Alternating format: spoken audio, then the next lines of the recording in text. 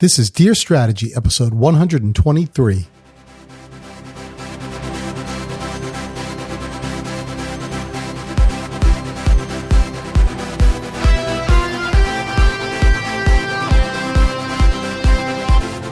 Welcome to another episode of Dear Strategy, where we answer all of your questions about product and business strategy. Real questions from real people in real companies, just like yours. Welcome back, strategy creators, to another great episode. This is episode 123. We're going to bring you another strategy story ripped out of the headlines of your own life. So we're just talking about some things that you may experience as a consumer, that I've certainly experienced, that people I've talked with have experienced, and see if we can analyze what the strategies are behind those things for the companies that are implementing them, and see if they're good, bad, or indifferent. So we'll take a look at one of those in just a minute. Before we do, let me just do another shout out for the company that sponsors this show, the company that I work for and founded, Strategy Generation Company. We offer strategy training and tools and coaching and consulting, all kinds of great things.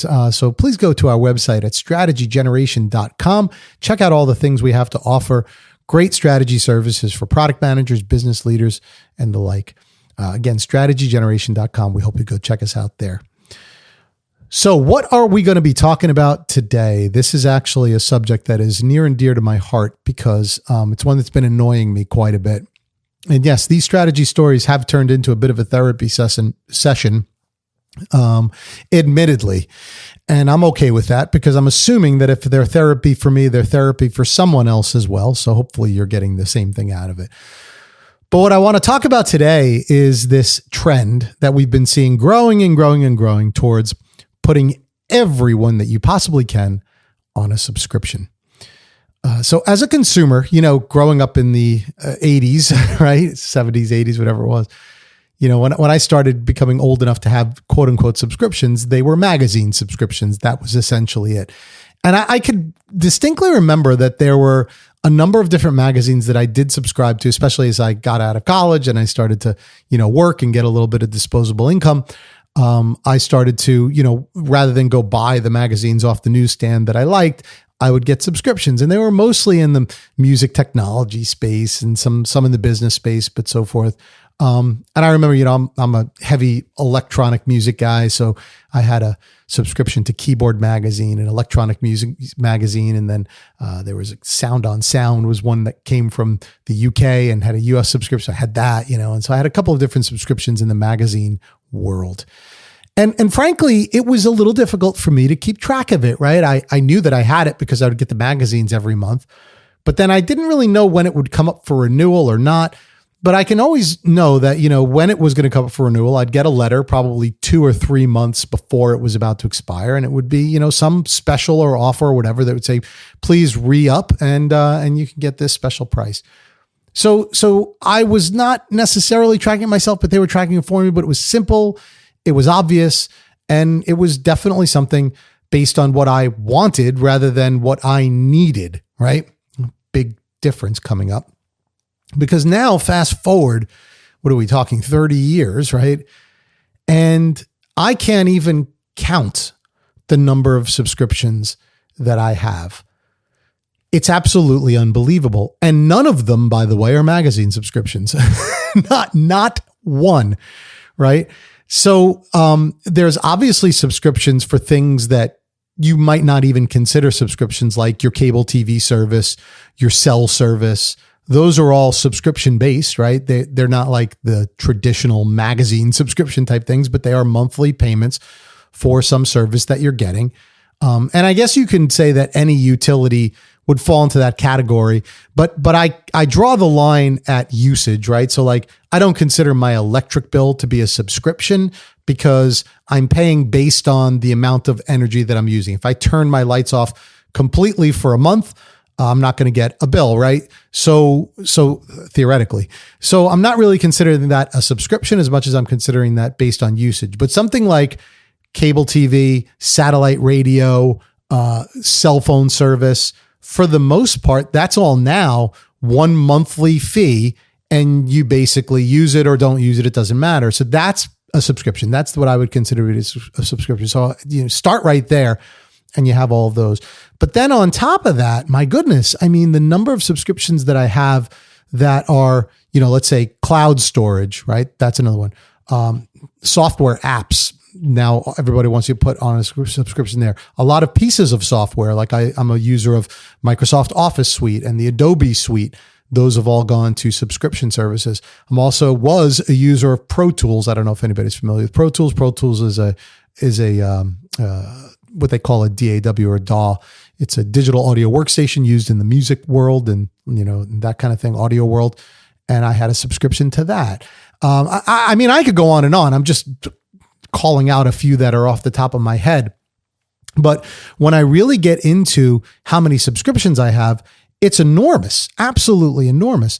And I can't keep track of them. Now, I've had a goal on my to-do list to take a day or a weekend or whatever it'll take and go through all the different subscriptions that I have and make sure that I note them somewhere so that I know what I'm subscribing to, what I'm not, how much money am I actually paying in subscriptions, because I really don't know at this point. And granted, I'm a little bit later on in my life, right? So I probably have a little more disposable income. I've probably got, gathered a lot more stuff. So I might have more subscriptions than the average person. But I will say in the classes that I deliver, I ask this question, like, how many subscriptions do you have? And people are pensive and they think about it like, maybe 5, 8, whatever. I'm like, no. There's no way that you only have that. And I just, then I bring up like cable, cell phone, and satellite radio. And right away you have 3, right? If you have those 3 things. And then on top of it, you have to have apps and software and all kinds of different things that are on your subscription thing. And companies more and more are trying to lead people to as many subscriptions as they possibly can, right? So we're getting to that in a second. But the point is, I have wanted to count them all. I started to do it, at least for my business. And I did a blog about that not long ago, not many episodes ago, where I kind of talked about all the different software and services that I use for my business.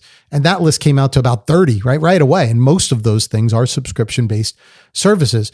In my personal life, I would probably estimate that I have maybe close to that, maybe around 20 to 30. Like I say, if I take the services that I just named, I put on there, I have several different cloud services that I use, right? Like Apple, for example, I keep all my photos on the phone, but I have to have them backed up. So I have a cloud service there. I'm using a number of different pieces of software, like I just named. I have subscriptions for music services, for streaming services.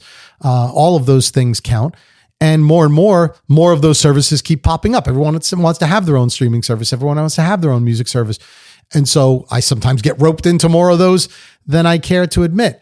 So clearly my numbers between my business and my personal are in the 50-ish range, I would say, which sounds like it's crazy, but I don't know that it is. If you don't have a small business, I bet you're probably in the 20 to 30 range if you really sat down and counted it. And the point is that more are growing every single day. So the real point that I want to get to here, outside of the fact that if you haven't thought about this, you probably have a tremendous amount of subscriptions that you are being subjected to, right? But I think the more important thing is this a good strategy? Now, one of the things that concerns me is because I teach strategy to companies, I can't tell you how many companies I go into that don't currently have a subscription, but of course want a subscription. So one of their big goals is we want to put people on a subscription service. Why is that, by the way? Well, it's recurring revenue, right? And every company that I know of wants to have some type of predictable revenue source, preferably one that they don't have to do a lot of work to get, if that's the case, right? So if you can have some kind of a passive, more or less passive revenue stream that's predictable every month and recurring every month, and on top of it, that some consumers lose track of, so you're going to rely on it for many, many years. Wow, that's pretty good revenue generation, right? So why wouldn't a company want that? So from a company standpoint, tends to be very, very attractive.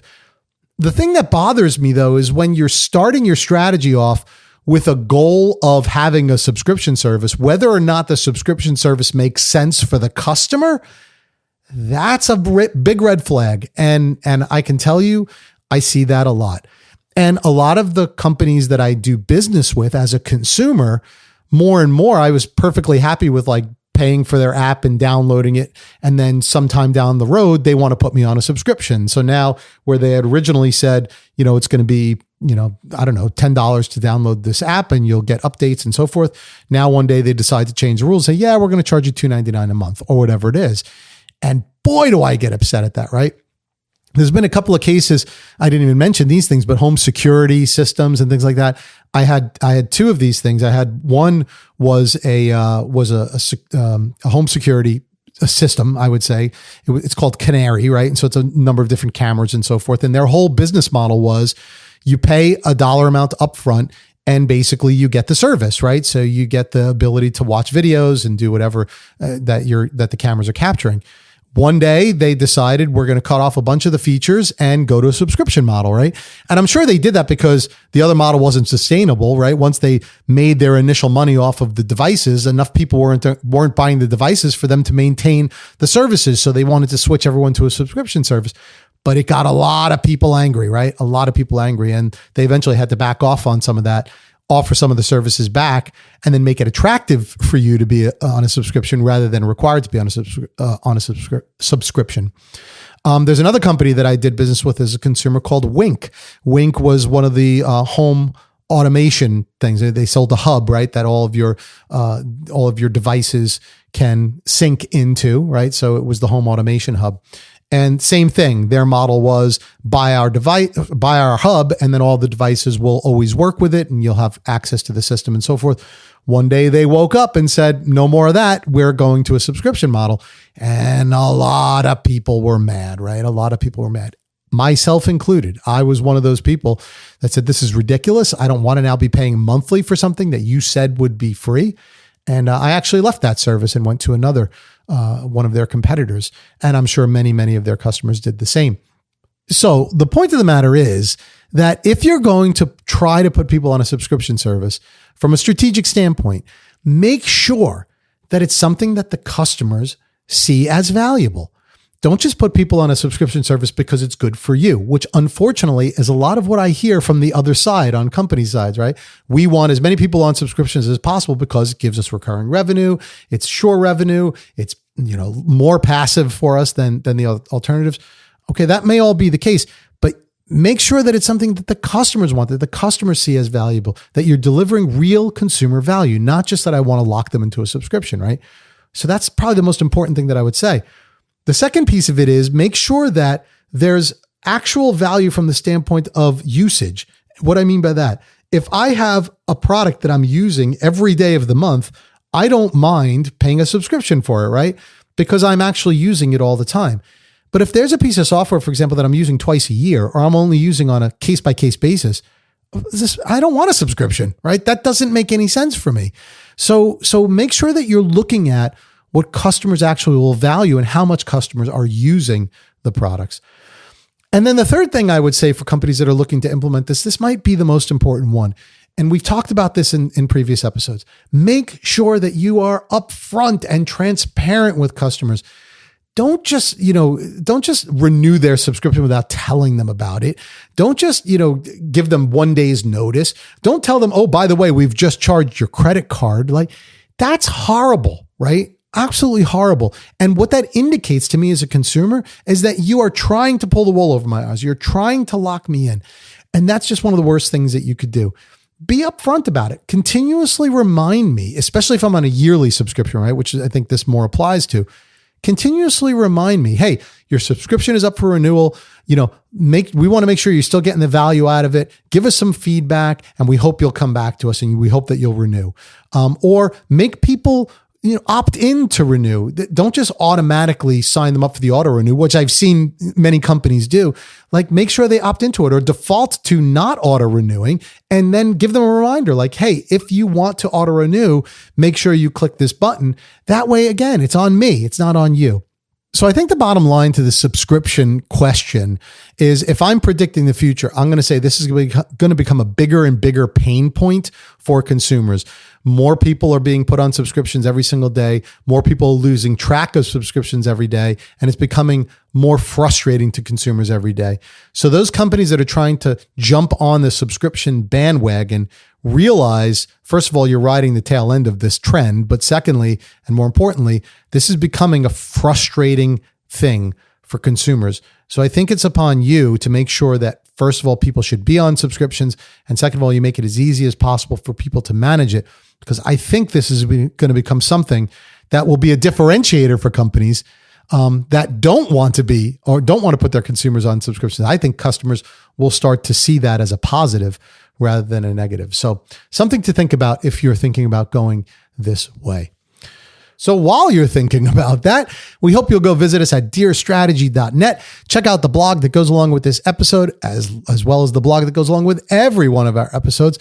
Also, you can ask us a question if you want a question to be featured on the show. If you want a story to be featured on the show, you'll have an opportunity to contact us through that site as well. So again, dearstrategy.net. We hope you'll go visit us and interact with us. Let us know what's on your mind. While you're doing all that, please don't forget to make time for the plan. We'll see you back here on another episode of Dear Strategy. Thanks for joining.